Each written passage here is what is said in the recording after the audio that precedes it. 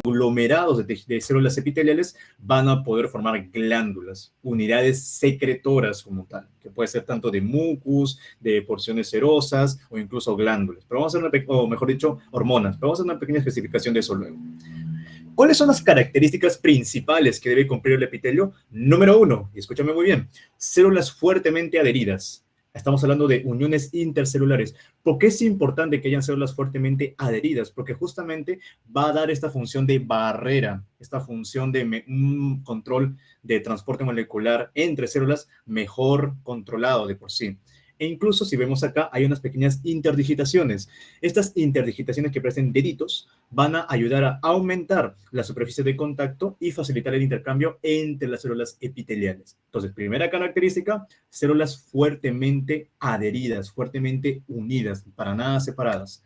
Punto número 2, apoyo en membrana basal, que diría yo es la característica más importante que tiene el epitelio, porque si tú a las células epiteliales le quitas la membrana basal, la célula epitelial muere. ¿Pero por qué? Siempre preguntándonos el porqué de las cosas. Esto quiere decir de la siguiente forma. Como yo sé que el epitelio es avascular, ¿cómo es posible que los nutrientes que van a estar transportándose por la sangre, el oxígeno, etcétera, pueden llegar al epitelio si no hay vasos sanguíneos que estén cerca de este? Muy fácil, a través de la membrana basal, porque justamente debajo de este epitelio vamos a encontrar, por ejemplo, tejido conectivo. Y al tejido conectivo sí van a llegar vasos sanguíneos que por difusión a través de esta membrana basal van a llegar a las células epiteliales y van a poder formar lo que vendría a ser el sostén. Por ello es muy importante que el tejido epitelial esté apoyado ¿en qué? En una membrana basal. Y desde ya te voy diciendo una cosa que lo voy a explicar más adelante. Membrana basal no es lo mismo que lámina basal. Yo sé que algunos doctores en algunas prácticas dicen, no, es lo mismo, son sinónimos. Realmente no. Hay una diferencia a nivel de la microscopía electrónica en la cual uno puede identificar que membrana basal es una cosa y lámina basal es otra cosa distinta. Bueno, no tanto, pero sí. Número 3, polaridad funcional. ¿Y por qué pongo acá una pila? Porque justamente, si ustedes ven la imagen que tengo acá a la derecha, vamos a darnos cuenta que en el epitelio podemos identificar dos zonas. Se habla de una región apical, como se está viendo acá arriba, la región apical, y una región basal y lateral, que en algunos libros le ponen de frente basolateral, ya que no hay mucha diferencia entre ambas. Pero bueno, puede ser tanto basal como lateral.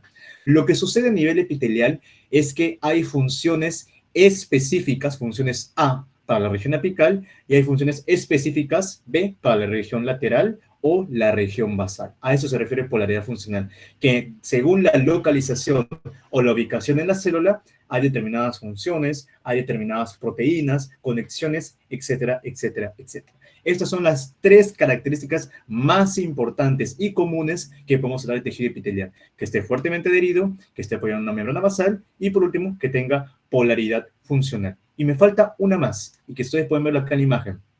Justamente, el epitelio en la parte apical tiene una superficie libre, o sea, está dispuesta hacia el medio externo. Voy a poner acá, superficie apical libre. ¿Y por qué esto es importante como característica del epitelio? Por lo siguiente, hay un término, o mejor dicho, hay un grupo llamado tejido epiteloide, que es epitelial, pero no logra cumplir las características. ¿Cómo es eso? En este caso, ¿este tejido epiteloide está fuertemente adherido? Sí, tiene característica de 1. ¿Está apoyado en membrana basal? También. ¿Tiene polaridad funcional? También. Pero ¿qué es lo que sucede acá? Este tejido epiteloide se caracteriza porque no tiene superficie apical libre. Es decir, por encima de la región apical está cubierto por algo. No está abierto hacia un conducto, no está abierto hacia el medio externo de por sí, no. Hay algo arriba que lo está bloqueando. ¿Y dónde yo puedo encontrar tejido epiteloide? Justamente a nivel de los órganos endocrinos. Esto es muy importante. ¿Por qué? Recuerda que los órganos endocrinos, por ejemplo, la hipófisis, vamos a poner un ejemplo, tengo acá mis células, ¿no? Mis células lactótropas, somatótropas, etc. Estas células epiteloides van a secretar su contenido no hacia un conducto, como pueden ser las células pancreáticas, no hacia el medio externo, como podrían ser las células, o mejor dicho, los enterocitos en el intestino, no, sino que van a secretar su contenido ¿hacia dónde? Hacia un vaso sanguíneo. ¿Y su contenido qué son? Son hormonas, que son sustancias con capacidad biológica de estimular una respuesta en una determinada diana. Entonces, ¿qué quiere decir con esto? La diferencia entre tejido epitelial y tejido epiteloide es que justamente el epiteloide no tiene superficie apical libre. ¿Cuál es el mejor ejemplo de tejido epiteloide? Los órganos endocrinos, porque justamente en su zona apical está ¿qué? Un vaso sanguíneo en el cual van a secretar las hormonas para que puedan viajar hacia su determinada diana. Espero se haya entendido esa primera parte, que es lo más importante, diría yo, de la clase de hoy. Sigamos. ¿Cómo yo puedo clasificar el epitelio? Y para eso te voy a compartir este cuadro bien bonito que te vas a ver en cualquier momento en tu práctica. Puede ser según el número de estratos, tanto puede ser simple como estratificado. ¿A qué me refiero con ello? Puede ser simple, o sea, tiene solo un estrato, o puede ser estratificado, que tiene de 2 a más estratos. No te asustes que estratificado o poliestratificado es lo mismo, o sea, no son sinónimos. Porque le pongas el prefijo no va a pasar nada. Es referencia a lo mismo. Bueno, y según su morfología, acá sí vamos a jugar un poquito. ¿Por qué? Yo puedo hablar, por ejemplo, de un tejido epitelial plano, que en todo caso también se dice escamoso. ¿Y por qué yo resalto la letra M? Porque esta M me sirve como una mnemotecnia de por sí. E-M-E. ¿Cómo es eso? Mira esto acá. E de endotelio. El endotelio es un epitelio plano simple que reviste las paredes de los vasos sanguíneos y linfáticos. Justamente, y esto se va a ver en el taller, en el tema de cardiovascular, ustedes van a aprender que los vasos sanguíneos van a tener 3 túnicas. Una túnica externa, o una túnica adventicia, mejor dicho, una túnica media y una túnica íntima. Justamente esta túnica íntima, ¿cuál es el principal elemento? El endotelio, un epitelio simple plano, a nivel tanto de los vasos sanguíneos como de los vasos linfáticos. Número 2, la M de mesotelio, reviste las paredes de las cavidades cerradas. ¿Cuáles eran las cavidades cerradas del cuerpo que te lo mencioné al inicio? No te olvides, la cavidad pleural, la cavidad peritoneal, donde está el abdomen, y por último, la cavidad pericárdica. Por lo tanto, la pleura, el peritoneo, el pericardio, están compuestos ¿de qué? De mesotelio, epitelio simple plano, no te olvides, por favor. Y la última E, endocardio. Recordemos que el endocardio es la capa más interna del corazón, justamente donde van a estar llegando la íntima de los principales vasos sanguíneos, o sea tanto la aorta, sea tanto las venas, coronarias, etc. Entonces, el endocardio también es un epitelio simple plano. Ahí está la mnemotecnia, la M de escamoso. Ese es por el lado del simple. Ahora, ¿cómo sería un epitelio plano estratificado? Ajá, ahí la diferencia va a ser la queratina. ¿Cómo es eso? Mira eso de acá. Queratinizado, un epitelio plano poliestratificado queratinizado. ¿Dónde lo encuentro? En la epidermis. La epidermis, recordemos, va a tener distintas subcapas, pero al final todo ello vendría a ser un epitelio poliestratificado queratinizado. Es el estrato basal, el estrato granuloso, el estrato espinoso, etcétera, etcétera. Lo mismo. Luego tenemos un epitelio poliestratificado plano no queratinizado, el esófago. Y esto es pregunta de examen. Esto a mis ayudantes siempre les hago recordar bastante. ¿Dónde yo encuentro epitelio poliestratificado queratinizado? En la piel. ¿Y dónde encuentro el mismo, pero sin queratina? En el esófago, por una razón prácticamente lógica, que se explica bastante en el tema de gastrointestinal.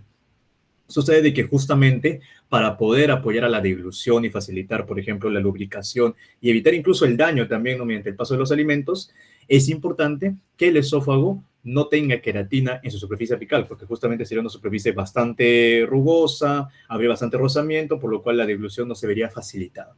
Por lo tanto, epitelio plano poliestratificado no queratinizado, no como el de la piel, que sí tiene que tener una función de barrera, una función de protección, etcétera, etcétera, etcétera. Y hay unos casos también que se describen epitelio poliestratificado plano paraqueratinizado. Son casos muy determinados. Generalmente la mucosa masticatoria, que lo van a ver en su tema de cavidad bucal. Bueno, otra morfología que podemos tener es la parte cúbica. Por ejemplo, epitelio simple cúbico lo encuentro principalmente aquí, en los túbulos renales. Cuando ustedes vayan a ver túbulo contorneado distal, túbulo contorneado proximal o incluso conductos colectores, se van a dar cuenta que eminentemente es un epitelio simple cúbico. Esto en la parte a nivel de la nefrona. Otro, los túbulos seminíferos, los folículos tiroideos, pregunta de examen bastante, ¿no? ¿Cuál es el epitelio de los folículos tiroideos? Epitelio simple cúbico. E incluso el adenómero hace referencia a la unidad central de una glándula, o sea, el acino glandular o el adenómero de glándulas exocrinas. Por otra parte, un epitelio estratificado cúbico la puedes encontrar en glándulas sudoríparas, en sus conductos, o con los conductos mamarios también, ¿no? E incluso en algunos folículos ováricos de porcino, que también se ven en el tema de gametogénesis en la parte de embriología. Por otra parte, una morfología cilíndrica, creo que el ejemplo más destacado, algo que uno lo ve bastante en la pre o en su etapa preuniversitaria, etcétera, etcétera, vendría a ser el epitelio simple cilíndrico, donde estómago, intestino delgado con sus famosas microvellosidades, su chapa estriada o borde de cepillo, la vesícula biliar, los bronquios. Acá me faltó poner también el colon, no me voy a olvidar del colon, es un epitelio simple cilíndrico también, con bastantes células caliciformes, productoras de mucus. Y en el caso de un epitelio cilíndrico estratificado, puede ser la conjuntiva del ojo, algunos conductos excretores largos como los parotidios. No es muy común realmente encontrar poliestratificado cilíndrico, hay que decirlo. Y los especiales, como tú. Por ejemplo, tenemos un especial simple, el famoso pseudoestratificado. ¿Por qué siempre decimos que es pseudoestratificado? Porque parece ser que tiene varios estratos, pero realmente solo cumple que todas las células parten de la misma lámina basal. En todo caso, la misma membrana basal, ¿no? Para también hacerle con la corrección. En este caso, el epitelio simple pseudoestratificado, ¿dónde lo encuentras? En la tráquea, conducto deferente y el epidídimo. En la tráquea, lo que siempre preguntamos, ¿cuál es el epitelio respiratorio? Eso tiene que decirme con nombre y apellido siempre, mis chicos. Es un epitelio cilíndrico, pseudoestratificado, ciliado, con células caliciformes. Es el famoso epitelio respiratorio, algo que se tiene que identificar a la primera cuando estás con el microscopio. Igualmente, a nivel del epidídimo, hablamos de un epitelio simple pseudoestratificado, disculpe, un epitelio pseudoestratificado cilíndrico con estereocilios, que vamos a hablar de eso posteriormente. Por último, otro especial, pero a nivel de poliestratificado, vendría a ser el polimorfo o de transición, también llamado el urotelio. El urotelio lo encontramos a nivel de la vejiga, de la uretra proximal, uréteres, a excepción, ojo, de la uretra esponjosa. Y se caracteriza porque justamente en la parte más apical, o sea, en el estrato que está pegado a la luz de la vejiga, vamos a encontrar las famosas células cupuliformes o células en paraguas. Son células que van a tener la capacidad de modificar su forma en relación a las fuerzas de tensión. Es decir, cuando la vejiga se está llenando de orina, estas células que inicialmente tenían una forma más o menos como si fuese un paraguas, como tal, van a empezar a alargarse, cambiar su forma para aumentar la capacidad de la vejiga. Y van a pasar de A y van a convertirse en B, una célula mucho más alargada, pero que logra aumentar el tamaño o el volumen de por sí de la vejiga en situación de micción como tal. Sigamos. Vayamos viendo algunos ejemplos, ya que la histología nunca tiene que ir separada de la cuestión de las imágenes o las láminas histológicas. Por ejemplo, a nivel simple, vamos a tener el plano escamoso. Ya sabes la mnemotecnia de la M. Endotelio, mesotelio y endocardio. Bueno, esta vendría a ser un glomérulo. Y en el glomérulo lo que quiero que identifiques esta zona acá llamada la cápsula de Bowman, que estoy señalando de color amarillo. Ahí puedes ver que vendría a ser netamente un solo estrato y que tiene la apariencia de células, en este caso, planas. Es decir, yo voy a encontrar un epitelio simple plano a nivel de la cápsula de Bowman, que está rodeando en este caso como parte de la glomérulo. Por otra parte, el endocardio, miren, el endocardio, todo lo que estoy viendo, digamos de acá, vamos a ponerle un colorcito, vamos a poner que de acá vendría a ser la M de miocardio. Pero todo este cachito de acá que estoy resaltando de amarillo vendría a ser el endocardio. ¿Cómo sé que esto es miocardio? Lo vas a ver en tu clase de muscular si estás en el taller. Justamente la cantidad de fibras musculares estriadas. Incluso puedo encontrar acá el famoso disco intercalar, que también es bastante común de los cardiomiocitos. Pero concentrémonos en el epitelio. Acá puedo ver un endocardio que vendría a ser un epitelio simple plano. Por último, tengo acá el mesotelio. Mesotelio, que yo en este caso podría sospechar por la presencia de células grasas, como estoy viendo por acá, que vendría a ser la parte del peritoneo. En todo caso, veo acá una capa bien delgadita de células. Ajá, esto es mesotelio. Esto vendría a ser parte de la serosa y todo. Y por último, el endotelio. Puedo observar acá los vasos sanguíneos. Se puede ver ahí el vaso sanguíneo. Y puedo ver justamente cómo se está señalando en color amarillo la parte de, del endotelio, ¿no? Que es un epitelio simple. Para un ratito, chicos, creo que se me ha lagueado algo. No sé si desconecto esto y sigamos con el otro. Ah, ya, perfecto, ahora sí. Se puede ver justamente en esta imagen de acá lo que vendría a ser el endotelio. Sigamos, a ver, vamos a ver, verifica acá. Listo. A ver, denme un toque, chicos. Problemas técnicos, si no me equivoco. ¿Se me escucha bien? Caritas felices. ¿Todo bien, todo bien? ¿O estoy con delay? Me gustaría saber. Se te escucha entrecortado. Supongo que sí, creo que no hay que. Vamos a seguir entonces. Epitelio simple cúbico, ¿cómo vendría a ser? Este vendría a ser la parte de un epitelio germinativo, algo que se encuentra bastante.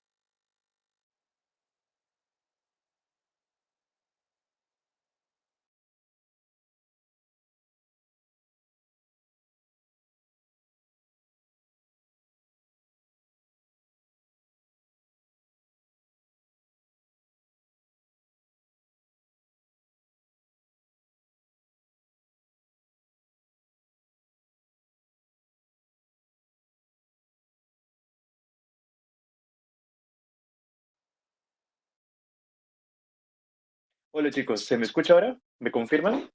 He buscado los auriculares, creo que se me ha un poco. A ver, caritas felices. Sí, se te escucha, continúa.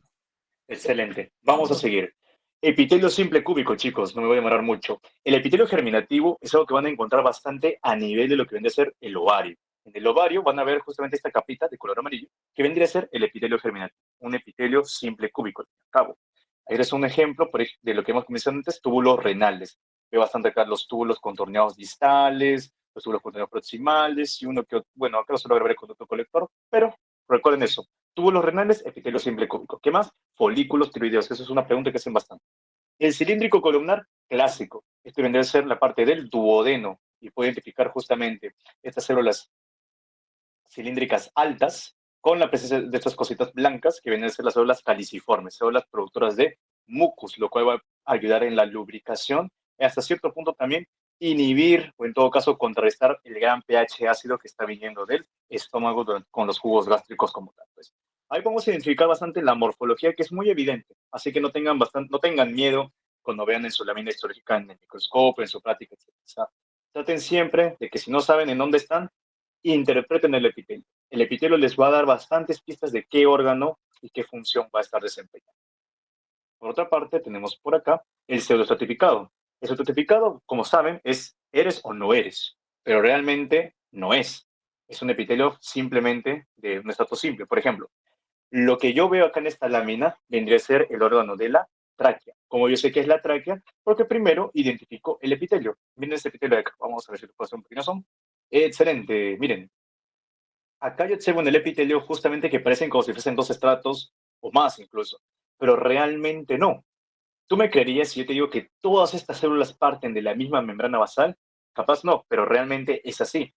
Todo esto de acá es de la misma membrana basal, pero pareciese estratificado, pero realmente no lo es. Y como te dije, al ser tráquea, eso se llama el famoso epitelio respiratorio. Es un epitelio pseudoestratificado, cilíndrico, ciliado, como se puede ver en la parte más apical, esta cosita de acá, ciliado con células caliciformes que, bueno, no se logran observar acá del todo. Y luego puede identificar más abajo lo que es la submucosa, la parte del cartílago propio de los anillos traqueales, etc.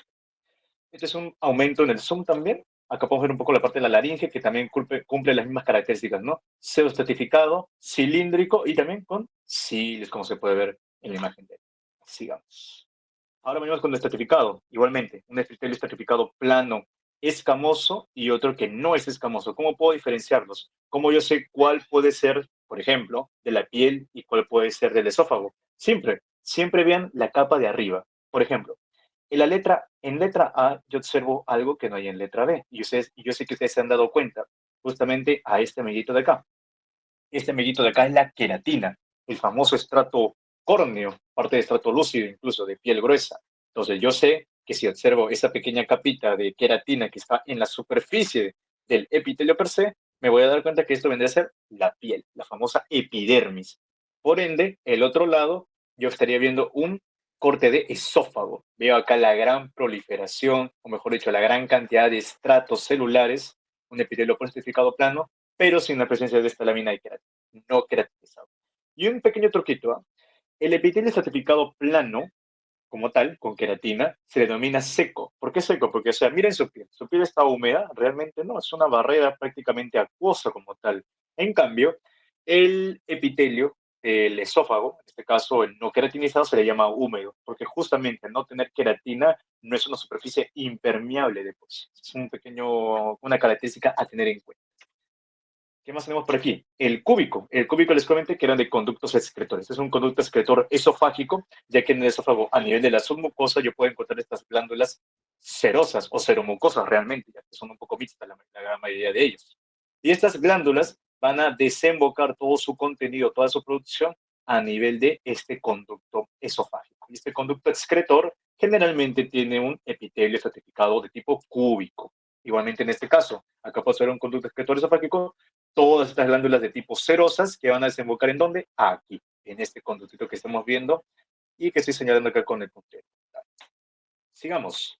El cilíndrico es mucho más raro, por ejemplo, conductos interlobulares de la glándula sublingual, las glándulas a nivel salival, y este de acá, el conducto interlobular de la glándula parotial. Puedo ver un poco el tema de la estratificación como tal y una apariencia cilíndrica, de células altas de por sí.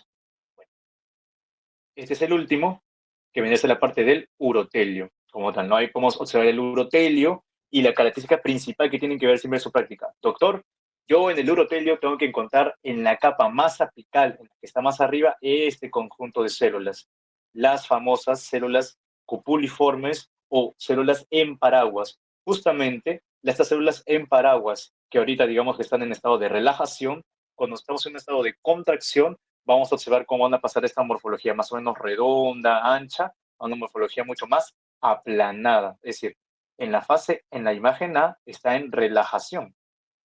Disculpen la letra del doctor, creo que tengo un poco de la... No importa. En relajación. En cambio, en la imagen B estamos en contracción, como tal, no sé, o distensión, mejor dicho, ¿no? O sea, acá la vejiga está distendiendo y estas células cupuliformes están cambiando su forma de por sí. Uy, les hablaré un poco más del urotelio, pero este es un contenido exclusivo para el taller. Pido perdón. Sigamos.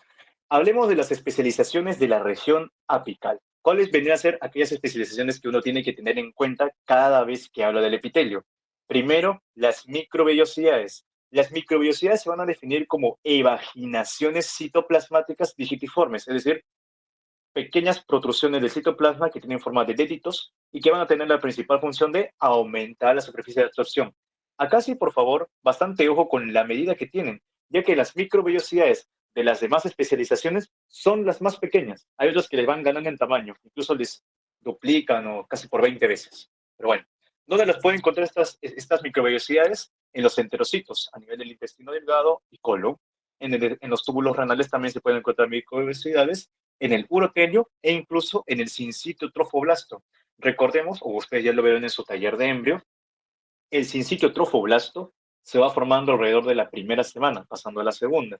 Y es justamente este sincitio trofoblasto el cual permite la invasión del futuro embrión ya implantado en el endometrio para poder formar posteriormente la circulación uteroplacentaria. Y es que justamente hago bastante resalto en el sincitio trofoblasto. ¿Por qué? Porque la gran mayoría de tejidos van a formar esto de acá. Miles de microvellosidades forman el borde en cepillo, también llamado la chapa estriada. Sin embargo, hay una excepción a esta regla, y es que el sincitio trofoblasto, a pesar de tener microvellosidades, no forma chapa estriada. Esa es una gran excepción, no forma chapa estriada. Y es que esa disposición le beneficia para poder mejorar la circulación uteroplacentaria, ¿no?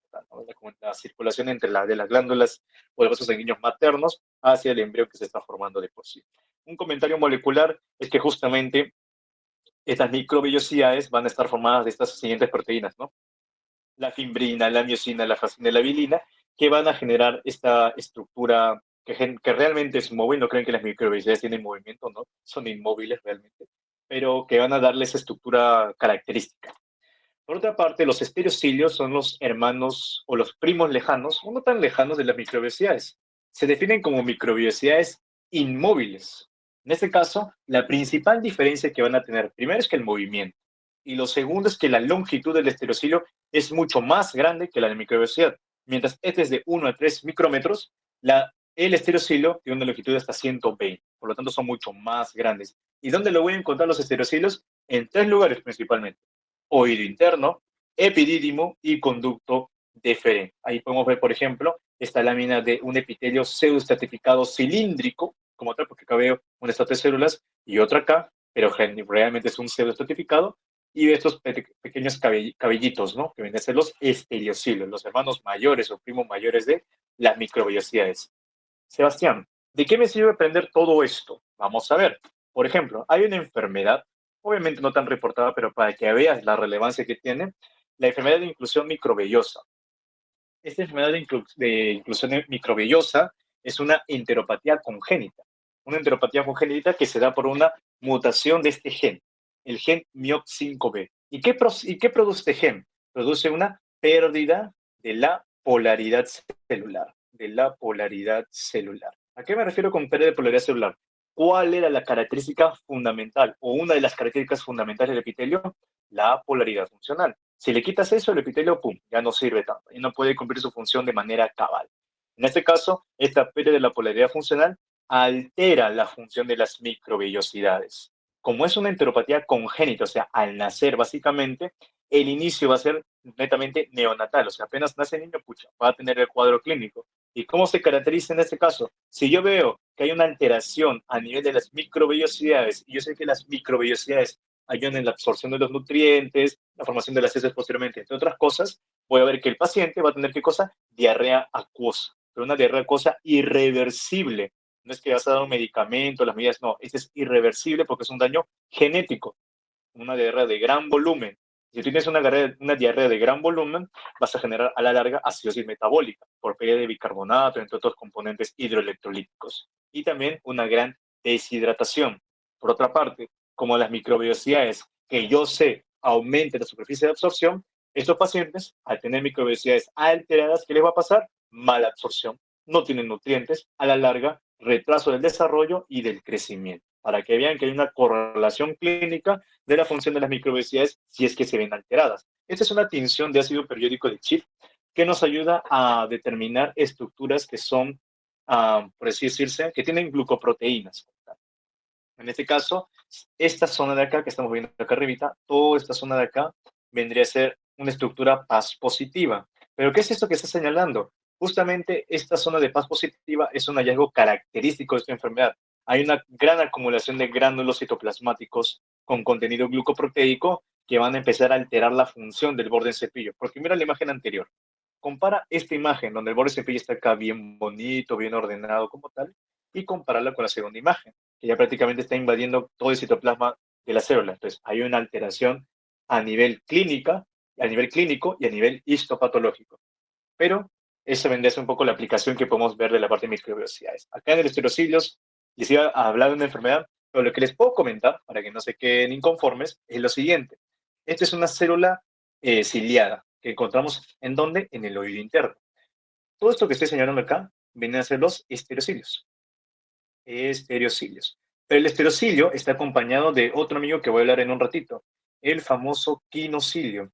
Son estos amigos los que justamente van a participar a nivel de la cóclea en la audición e incluso también a nivel del equilibrio para que se puedan dar cuenta de ello. O sea, si yo tengo una alteración de los estereocilios, puedo comprometer principalmente la audición y también el equilibrio. Y no nos olvidemos, también se han encontrado estereocilios a nivel de los fotorreceptores, es decir, si yo tengo un cuadro clínico que afecte a los estereocilios o las proteínas que se encargan del sostén de los mismos, puedo alterar la audición, puedo alterar la visión y puedo alterar el equilibrio. O sea, puedo 3 en 1, solo justamente por afectar a los estereocilios. Y eso no es todo. Si el estereocilio está mal, ¿quién no funciona? El epidídimo. ¿Y el epidídimo para qué sirve? Para la maduración epididimaria, la maduración de los espermatozoides. Por lo tanto, los pacientes, por ejemplo, varones que tengan alteración de los estereocilios, van a tener infertilidad. Ojo, ahí podemos hacer una bastante correlación clínica solo con saber la función de los estereocilios y dónde se encuentran.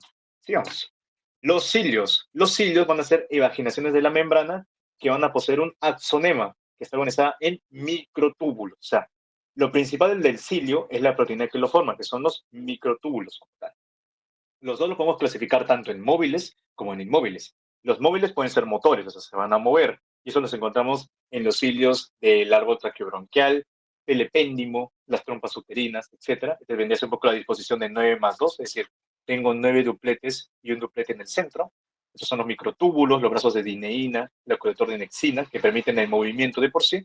Y tengo los cilios nodales, que van a participar en una función muy importante, que es la asimetría izquierda y derecha en nivel de los órganos internos.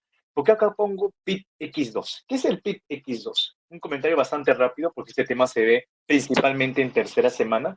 Sucede de que en el desarrollo embrionario, cuando ya hemos hecho la parte del disco bilaminar y estamos entrando en disco trilaminar, es decir, endodermo, mesodermo y ectodermo, se forma una estructura llamada línea primitiva. La línea primitiva la vamos a ver más o menos algo así.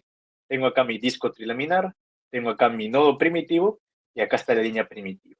Sucede de que en esta línea primitiva hay algunas células, unas células que tienen sus cilios. Hay células nodales y por lo tanto tienen cilios nodales.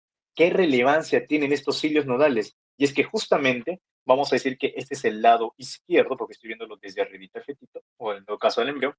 En el lado izquierdo se va a generar un factor, el factor PIT-X2, que es necesario que pueda, digamos, desplazarse, en todo caso, hacia el lado derecho, para poder generar esta asimetría de estructuras del lado izquierdo al lado derecho. Es decir, si yo tuviese una alteración en la movilidad de los cilios, a nivel de los cilios nodales, yo no podría generar esta simetría izquierda-derecha. ¿Qué quiere decir ello? Que el paciente, sus órganos que deberían estar en la izquierda, no van a estar en ese lado, sino que van a estar en la derecha. Y eso existe, una condición llamada citos inversos, que van a tener distintos tipos, dependiendo de la alteración del órgano como tal. Por ejemplo, en vez de tener el hígado más o menos en el lado derecho, lo tienes desde a partir del lado izquierdo, o un páncreas en el lado derecho, etcétera, etcétera, etcétera. Los famosos citos inversos. Y acá entra bastante colación los cilios nodales, para que vean la gran importancia que tiene. Por otro lado, los inmóviles pueden ser primarios, que tienen un rol mecanorreceptor o quimiorreceptor, y los quinocilios. ¿Dónde encontré el quinocilio? Ajá, en compañía de los estereocilios en el oído interno, el epitelio sensorial, que ayuda tanto en la audición como en el equilibrio. Y el epitelio olfatorio también tiene algunos cilios como tal. Recordemos también que el axonema va a extenderse desde el centro organizador de microtúbulos, que va a estar derivado de los centriolos. Y una aplicación clínica de los cilios, algo que preguntamos bastante, incluso en las clases también, las famosas disinesias ciliares primarias. ¿Cómo es esto?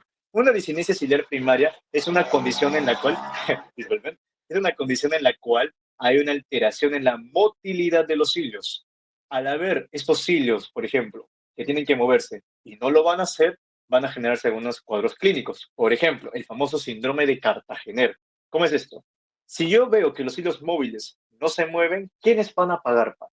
En primer lugar, a nivel embrionario, porque no vas a generar tu asimetría izquierda-derecha, citos inversos. Ok, ¿por qué tendría sinusitis crónica el paciente? Porque también hay cilios a nivel de, por ejemplo, del epitelio respiratorio, de la nariz y todo ello, o incluso también a nivel del arqueo traqueobronquial.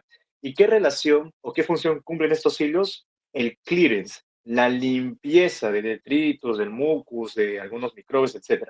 Si estos cilios son inmóviles, este mucus va a empezar a acumularse. Si se acumula todo esto, va a ser como un caldo de cultivo para futuras infecciones. Por lo tanto, el paciente va a tener sus citos inversos porque sus cilios nodales no están funcionando, va a tener su sinusitis crónica por infecciones a repetición y las bronquiectasias también por infecciones a nivel traqueobronquial que no han sido bien curadas y que generalmente están generando este cuadro, ¿no? Entonces, todo esto se relaciona de manera sencilla con ciencias básicas y con solo conocer histología, para que vean. Sigamos con los complejos de unión para no demorarnos mucho. Los complejos de unión pueden ser de tres tipos: uniones ocluyentes, adherentes y uniones comunicantes. En las uniones ocluyentes yo les quiero combatir una mnemotecnia, el famoso toc, toc, toc. O sea, cuando uno va a una puerta toca 3 veces, ¿no? Generalmente. Este toc, toc, toc me va a ayudar a identificar cuáles son las principales proteínas de las uniones ocluyentes. ¿No me crees? Te lo voy a demostrar.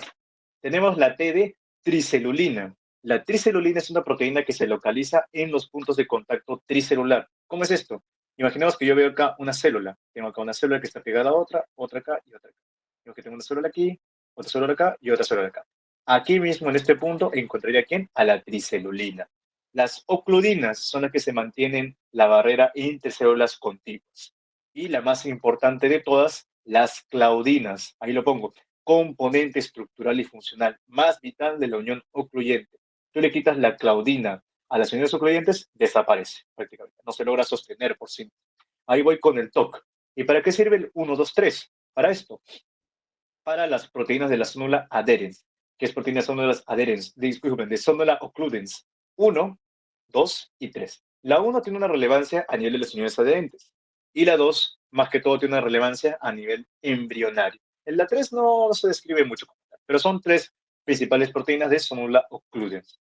Por otra parte, tenemos la proteína HAM, y la HAM resalto la AM por amperio. ¿Por qué te digo amperio? Por electricidad. ¿Qué tiene que ver esto?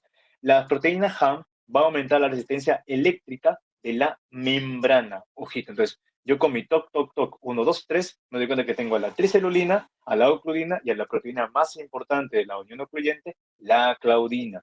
Tengo tres toques, tengo tres proteínas de sonula occludens. Y por último, el HAM, hamperio, que aumenta la resistencia eléctrica de la membrana. Entonces, acá puedo ver un pequeño gráfico sacado del Kirschenbaum, en donde se puede ver justamente a la ocludina, a la claudina, al HAM y a las proteínas sonula occludens. Recuerda esto, las uniones ocluyentes van a formar la principal barrera fisiológica de difusión intercelular. Es una vía de contacto o vía de comunicación paracelular de por sí y que van a dar bastante hincapié en la formación de la polaridad celular, o sea, la polaridad funcional que hemos hablado del epitelio. Uniones adherentes pueden ser varias, por ejemplo, células adherentes, también llamadas desmosomas en cinturón, o máculas adherentes, también llamadas puntos de unión. En las primeras, lo que quiero resaltar es lo siguiente. Vamos a encontrar que estas van a estabilizar, ¿qué cosa? Filamentos de actina, o sea, van a conectarse a filamentos de actina. ¿Están compuestas de qué? De caderinas y complejos afarina-nectina. ¿Por qué es importante conocer a las células adherentes? Por lo siguiente, por enfermedades ampollosas. Por ejemplo, el pénfigo vulgar o el pénfigo foliáceo, que son más o menos cuadros autoinmunes que están, en todo caso, alterando a estas proteínas de la célula adherente. Por ejemplo, en la célula adherente, ¿qué voy a encontrar yo? A las caderinas. Y dentro de estas caderinas, ¿quiénes están? Las desmocolinas y las desmogleínas. Si yo tengo un cuadro en el cual hay anticuerpos contra la desmogleína 3, estoy frente a un pénfigo vulgar. Pero si yo tengo un cuadro en el cual hay anticuerpos contra la desmogleína 1, me encuentro en un cuadro de pénfigo foliáceo. Estas son enfermedades ampollosas. ¿A qué me refiero con ello? Que va a haber formación de estas pequeñas vesículas en la piel, o en todo caso, una alteración en la unión de los queratinocitos. Recuerda esto. ¿Cuáles son las características principales del epitelio? Células fuertemente unidas, apoyadas en membrana basal, polaridad funcional y superficie apical libre. Esta alteración de las células adherentes evita que haya una unión fuerte entre células. Las células se van a empezar a separar de ellas, un proceso llamado acantolisis. Por otra parte, la mácula adherente está conectando ¿qué cosa? Ajá, filamentos intermedios. O sea, ahí está la diferencia. ¿En quiénes conecta? Mientras las zonas adherentes o cinturón es para la actina, los puntos de unión o máculas adherentes son para los filamentos intermedios de queratina general. Y estos de acá tienen bastante relevancia, o en todo caso con el punto anterior, porque la desmogleína 1 va a predominar en todas las capas que están por encima de la espinosa, que vendría a ser una evaluación de la piel, o la de epidermis, y la desmogleína 3 predomina en la capa espinosa y en la capa basal. Ahí tienes justamente tu aplicación clínica, ¿no? Con enfermedades ampollosas, principalmente los pénfigos. Las adhesiones o contactos focales ya vendría a ser a nivel basal, o sea, estas adhesiones focales no son entre célula y célula, sino que van a ser entre la célula y la membrana basal. Y esto va a ser mediado por quienes? Los filamentos de actina. Y las más importantes de la membrana basal, los hemidesmosomas. Ahí encuentro, por ejemplo, filamentos intermedios, veo una placa interna, una placa externa que forman los hemidesmosomas, y una lámina lúcida, una lámina densa que forma la lámina basal, que vamos a comenzar en la siguiente diapositiva. Acá tengo la membrana plasmática y filamentos de ancla. Los hemidesmosomas pueden ser de dos tipos. En el tipo 1 vamos a encontrar, por ejemplo, a los antígenos del pénfigo bulloso o la proteína BP230, en la cual si hay una alteración o una deficiencia de la misma, se forma el cuadro de pénfigoide ampolloso. ¿Cuál es la diferencia de pénfigo y pénfigoide? que mayormente el pénfigo puede afectar a las mucosas. En cambio, los cuadros de pemfigoides ampollosos como tal no afectan de por sí la mucosa, sino es netamente la piel. Por otra parte, tenemos a las uniones comunicantes. Las uniones comunicantes, lo más interesante a destacar, vendría a ser a las conexinas. Estas conexinas, en todo caso, son 12 subunidades que se agrupan en 6. Ahí tenemos una conexión. Y 2 conexiones van a dar lugar a una unión comunicante, que va a permitir justamente un transporte o una comunicación de tipo iónica o de tipo intercelular de por sí. ¿Qué aplicación clínica tiene conocer esto de las uniones comunicantes? Un cuadro llamado displasia ectodérmica hidrótica, tipo 2, también llamado síndrome de Cluston. Este síndrome de Cluston afecta específicamente a las conexinas, a la proteína GJB6, que va a formar o dar la estructura a la conexina. Al estar esta conexina afectada, no va a haber un intercambio intercelular de células, digamos, adyacentes adecuado, por lo cual vamos a tener esta famosa triada característica. Pacientes con hiperkeratosis palmoplantar, es decir, hay una gran proliferación de queratina, van a tener hipotricosis, o sea, se les va a caer el cabello por la alopecia, y por último, distrofia ungueal, uñas cortas, débiles y quebradizas, etc. Entonces, es un cuadro bastante interesante que solo afecta a las conexinas. Este es un resumen, por si no me has entendido nada, no te preocupes. Uniones adherentes. Acá tengo la unión adherente entre célula y célula, como tal. Tengo acá la mácula adherente. Tengo las adhesiones focales que están ahí justamente en la parte basal, a la lámina basal, y tenemos a los semidesmosomas, ¿no? Que van a estar conformadas por tanto las integrinas y las proteínas o antígenos del pénfigo ampulloso. Por último, las uniones ocluyentes y las uniones comunicantes. O sea, ahí puedes ver básicamente cómo es la distribución que tienen cada uno de estos complejos de unión. Pues. Vayamos con la membrana basal, algo que a veces los estudiantes confunden mucho o los doctores no lo logran explicar adecuadamente, ya que, como mencioné al inicio, dicen que membrana basal y lámina basal es lo mismo. Pero vamos a darnos cuenta que no es tanto así. A ver, la membrana basal tiene una función muy importante, que es la compartimentalización.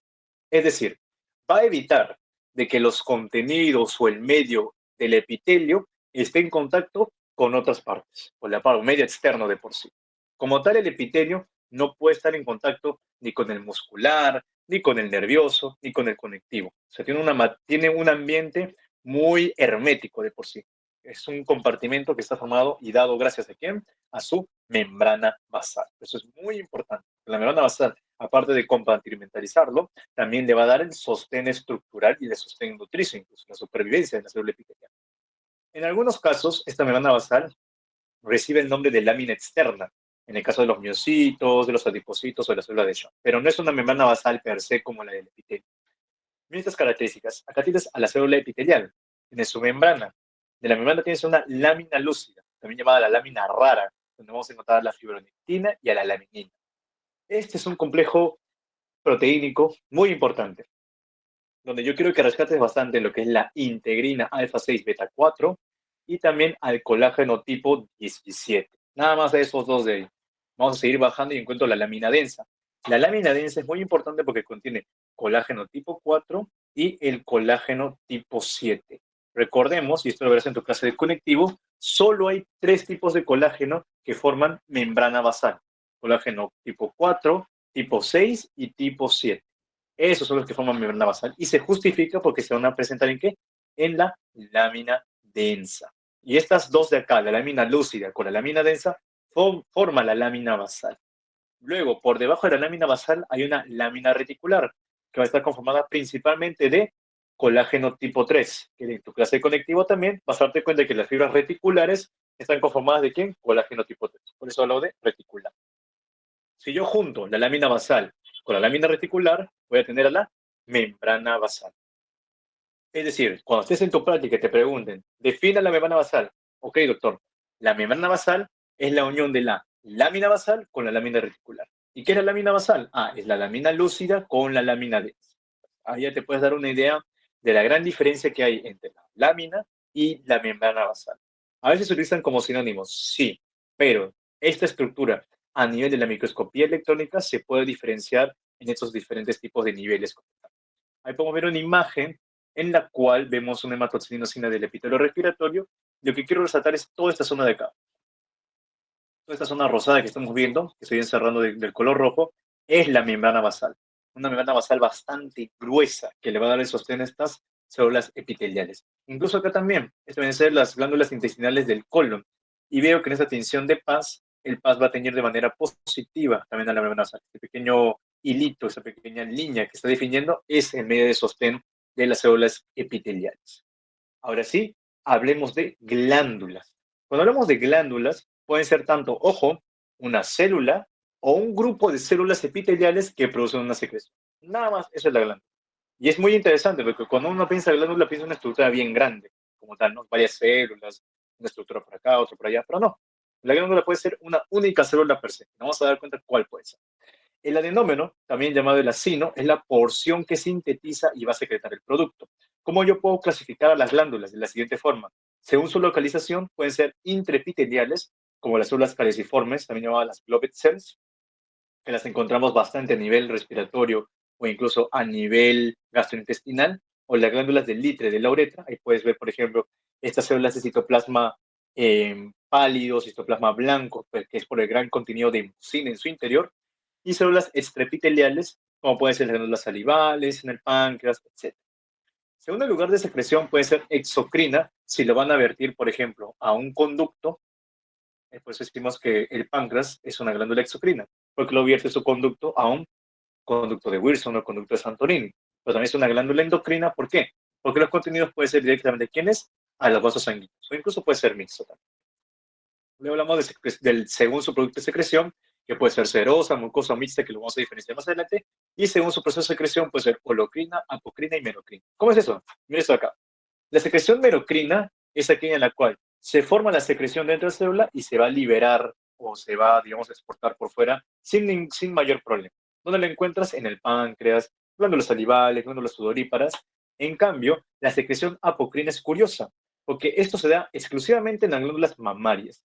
Se da en el producto de secreción, o sea, la leche básicamente, pero este producto de secreción, estas vesículas, van a ser exportadas con parte del citoplasma y la membrana celular de la misma célula. O sea, no van a ir solas hacia el meserno, hacia lo macho. No, sino que van a ir rodeadas por la misma membrana celular.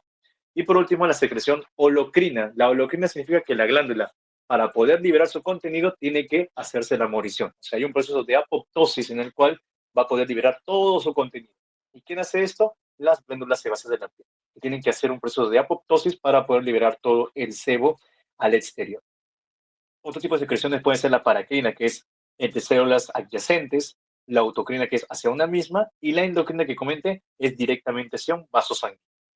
Según su producto de secreción, podemos hablar de acinos serosos, acinos mucosos y acinos mixtos, que esto es lo que los alumnos sufren bastante en la práctica. Les cuesta identificar cuándo es seroso y cuándo es mucoso, pero para ustedes va a ser muy sencillo, o esto quiero creer yo. A ver, en el seroso vamos a ver una intensa vasofilia. Muy morado se va a ver. Una secreción serosa, una secreción proteínica no glucosilada, bastante vasofilia y cromatina laxa y todo ello. ¿Dónde pueden encontrar una secreción serosa? Glándulas paróteas y en el páncreas. En cambio, la secreción mucosa ya puedo ver la diferencia. Vamos a ver que es mucho más viscosa, una secreción proteínica muy glucosilada, pero el citoplasma es acidófilo, es bastante claro, bastante pálido, a diferencia del seroso. Y esto lo vamos a encontrar ¿dónde? Células caliciformes o glándulas sublinguales. Y cuando yo encuentro una glándula mixta, acá, formando tanto la porción mucosa como la porción serosa. Y la porción serosa está formando una estructura bien conocida, la famosa semiluna de Januzzi. En algunos libros también llamado las semilunas de Pott-Ebner. Acá me equivoqué, semilunas de Januzzi o semilunas de Pott-Ebner, que son justamente la porción serosa de esta glándula mixta, ¿no? Por ejemplo, la glándula submandibular es mixta y se va a ver bastante este tipo de glándulas. Otra aplicación clínica, o lo que les quería contar, es sobre las células mioepiteliales. Las células mioepiteliales son células epiteliales especializadas. Y como su mismo nombre lo dice, miocito, miocito como tal, o fibra miocárdica, o fibra muscular, etcétera, tiene capacidad de ¿qué cosa? De contracción, ya que en su estructura encontramos filamentos de actina y de miocina. Justamente las células mioepiteliales las vamos a encontrar con las glándulas, dentro del mismo seno glandular.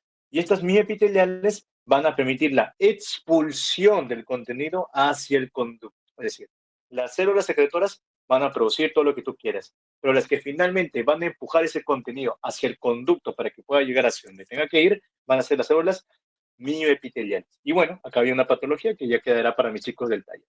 Por último, la clasificación de las glándulas va a ser de la siguiente forma, acá está resumido. Según las ramas del conducto excretor, puede ser simple o compuesta, similar a lo que hemos visto en el epitelio de por sí. Por ejemplo, o puede ser según su forma del acino. Si tenemos acinos acinares o alveolares, que es lo mismo, podemos tener glándulas simples, como las glándulas uretrales, o ramificadas, como las glándulas sebáceas o mucosas del caries. O incluso pueden ser compuestas, como pueden ser las del páncreas.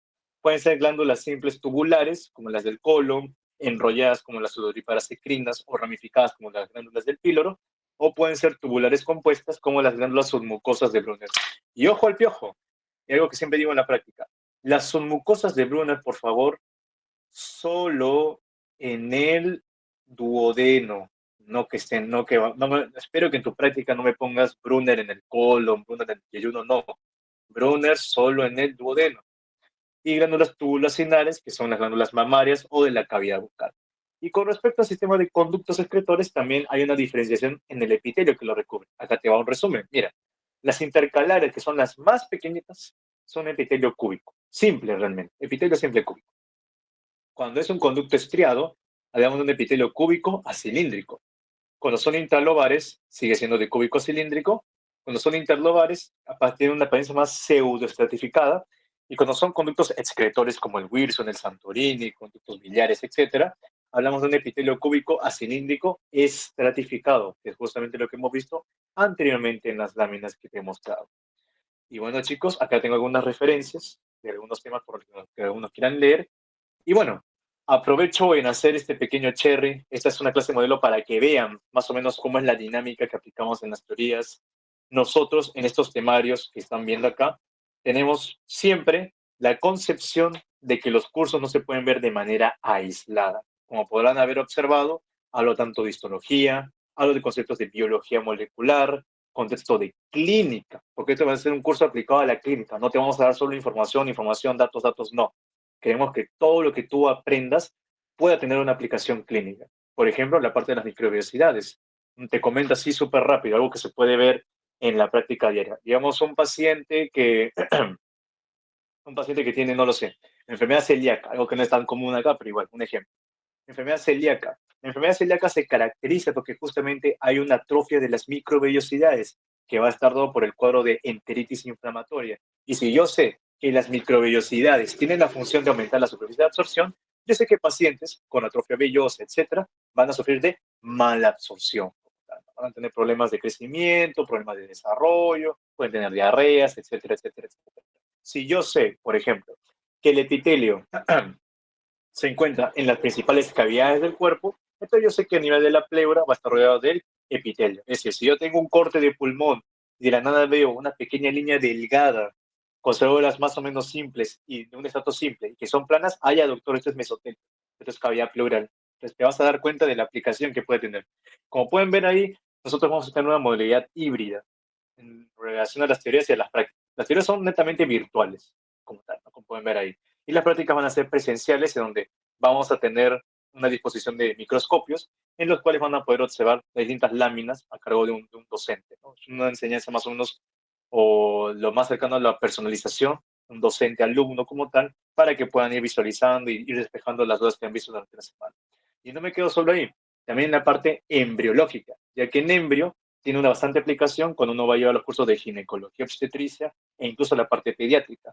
Ahí vamos a ver también el desarrollo humano, los anexos embrionarios, que es un nuevo tema que hemos agregado, e incluso también la parte de cabeza y cuello, oído y ojo de malformaciones congénitas, que son temas muy preguntados también a nivel de exámenes y que tienen bastante correlación clínica y que uno debería manejar como tal, como futuro médico o profesional de la salud. Por otra parte, ya para cerrar la sesión, tenemos unas promociones, por ejemplo, nuestros compañeros de la ayudantía de microbiología y parasitología, hay una promoción conjunta, por si quieres llevarte tu curso de zoología y tu curso de microbiología y parasitología juntitos, solo entra al post, haces tu paguito y listo, ¿no? O si te quieres llevar tu combo de histología y embriología a la vez, que es lo que usualmente hacíamos antes, también puedes llevártelos a un mejor precio, ¿no? Y nada, pues chicos, espero que esta sesión les haya sido bastante fructífera, que hayan podido aprender, que es lo más importante, y que principalmente, chicos, se den cuenta de que uno no puede comprender ciencias clínicas si no comprende a las ciencias básicas.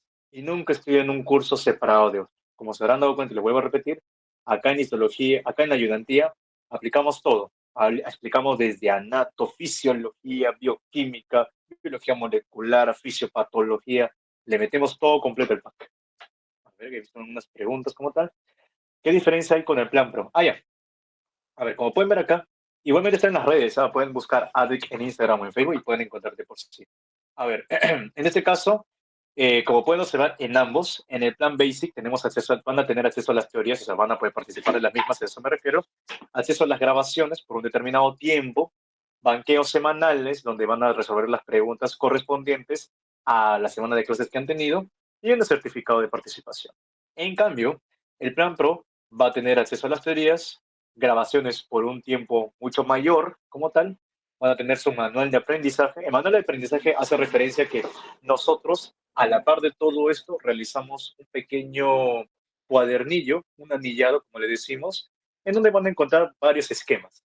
Estos esquemas, cuadros, van a ser completados por ustedes durante sus días, para que de esta forma tengan un aprendizaje mucho más activo y no sea solo, no sé, yo hablando y ustedes escuchando, ¿no? Sino que van a poder tomar apuntes, completar los cuadros, que son los mismos que van a ver en las diapositivas, ¿no? Obviamente con información extra que van a ir apuntando cada uno de ustedes.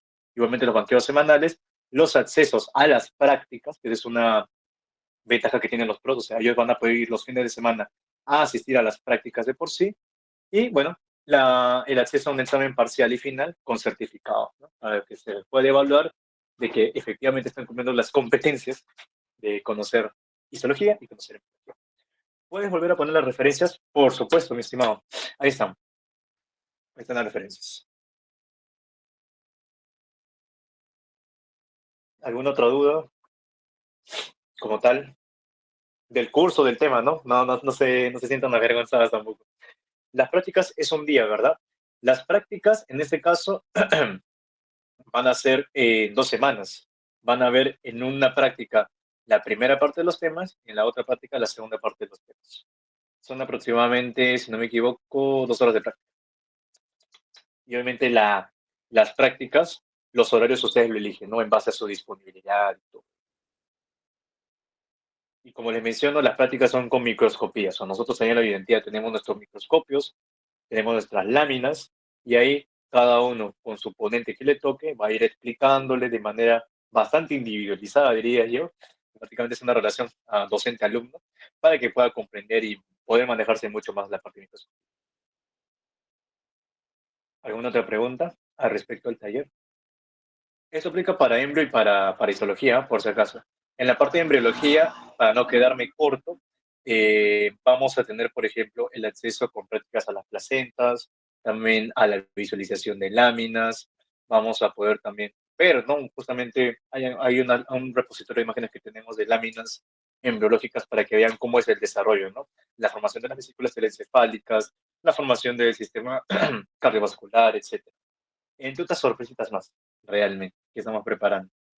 Así que nada, pues chicos, si no hay más dudas, espero que les haya llamado la atención, que les despierten el interés. Es una muy buena oportunidad, especialmente esto va dirigido a los chicos que van a llevar los cursos de histología y embriología, para que puedan tener una muy buena introducción al curso, ya vayan rankeados de por sí, y también, ojo, a las personas que ya lo han llevado. Véanlo como un repaso, porque también acá damos las fijas. Aunque no lo crean, acá lo enfocamos bastante en preguntas que a veces uno puede encontrar en exámenes ENAM, en exámenes de salud, o incluso algunos también dentro de los docentes, realizamos bastante las preguntas que hacen a nivel de USMLE, ¿no? Del Step 1, las evaluamos, que tratamos de pasar esas premisas, ese conocimiento y complementarlo en las teorías, ¿no? Así que nada, pues chicos, cualquier duda, estoy ahí en el grupo o los escriben en nuestras redes, ningún problema. Igualmente los cursos se inician el 17 y 18 de febrero, están a tiempo, aprovechen todas las ofertas habidas por haber y conmigo sea hasta otra oportunidad. Así que cuídense chicos, que tengan muy buenas noches cada uno de ustedes.